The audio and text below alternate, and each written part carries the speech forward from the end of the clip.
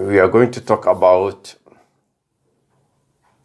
something that is not taught in business schools and leadership schools.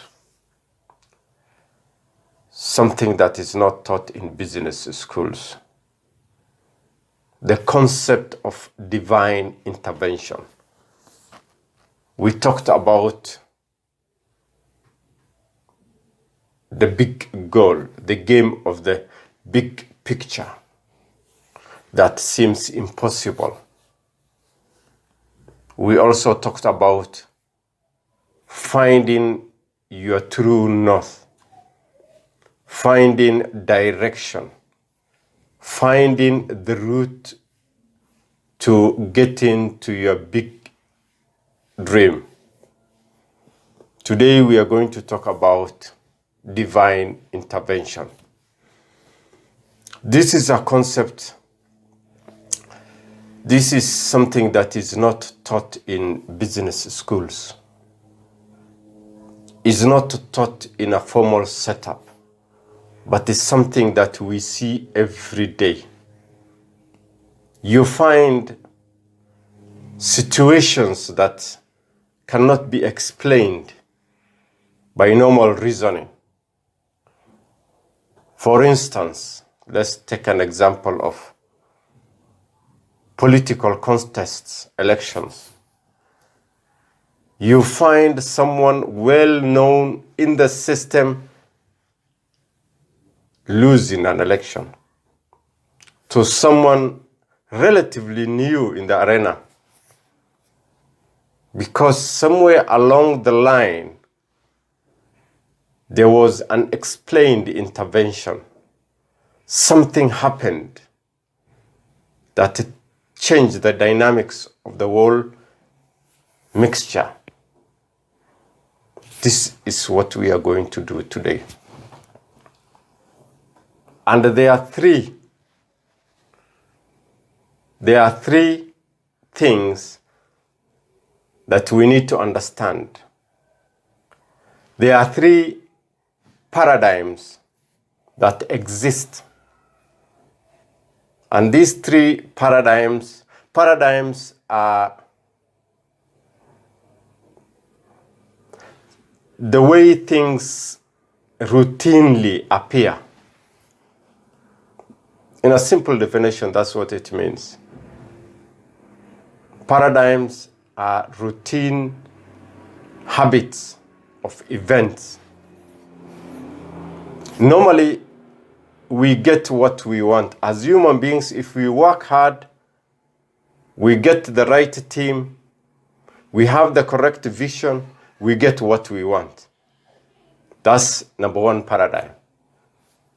Number two paradigm is the way we have planned to get what we want may not exactly follow our plans. For instance, you want to travel to a destination. The way you have planned your journey may not exactly happen. And that occurs almost 60-50% of the time. You plan this way, you are going this direction, you are going to that destination, it doesn't work. Paradigm number three is we normally narrow as time goes. Our options narrow.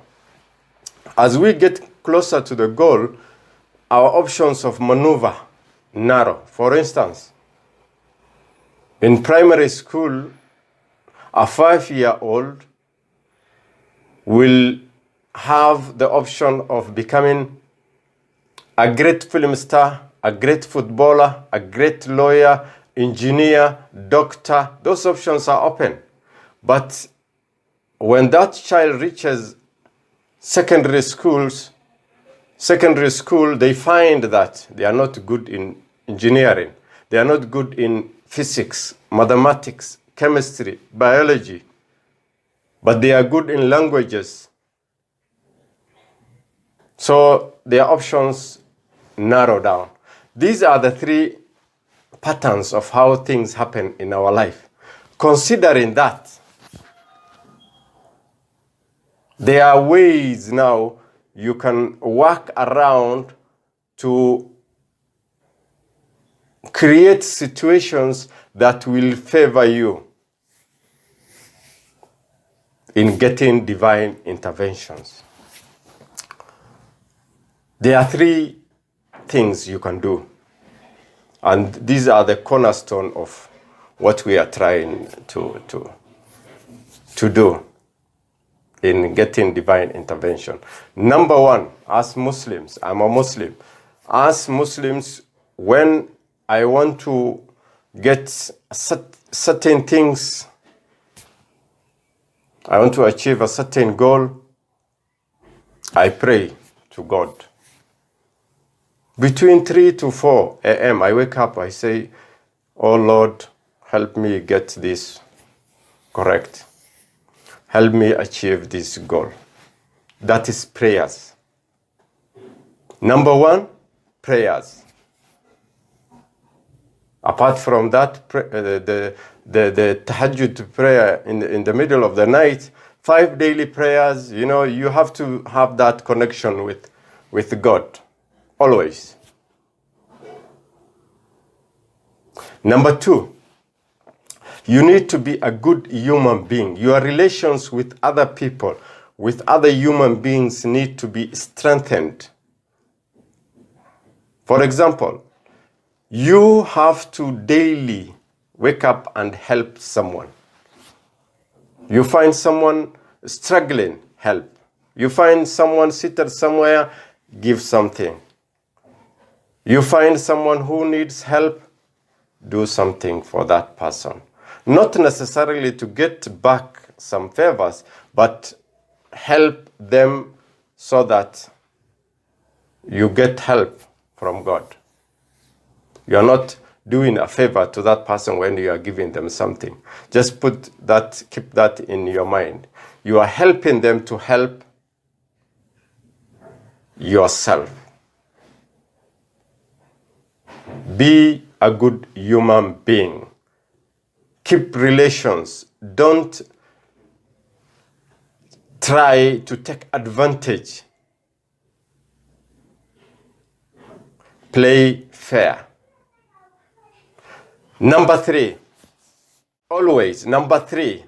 what you need to do to get favorable divine intervention, number three is to operate on black and white. White, integrity. Black and gray, unknown areas, undefined areas, uncharted territory. Avoid those areas.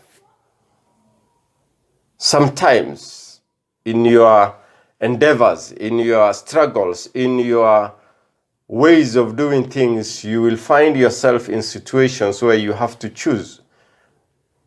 In that kind of situation, you bring everyone in your circles on board. You bring them together, put the issues on the table, let it be collective decision. Don't do it alone. Because sometimes as you go along and do these things personally, you will tend to become more detached from ethics. So collective decision is very important when you're operating in gray areas. Keep your integrity intact by doing that. So those are the three principles you need to keep in mind when you want favorable divine interventions. If it is your first time you are coming across this video, please hit subscribe and turn on notification. Today, as you can hear, my voice is a bit hoarse, is because I have slight sore throat.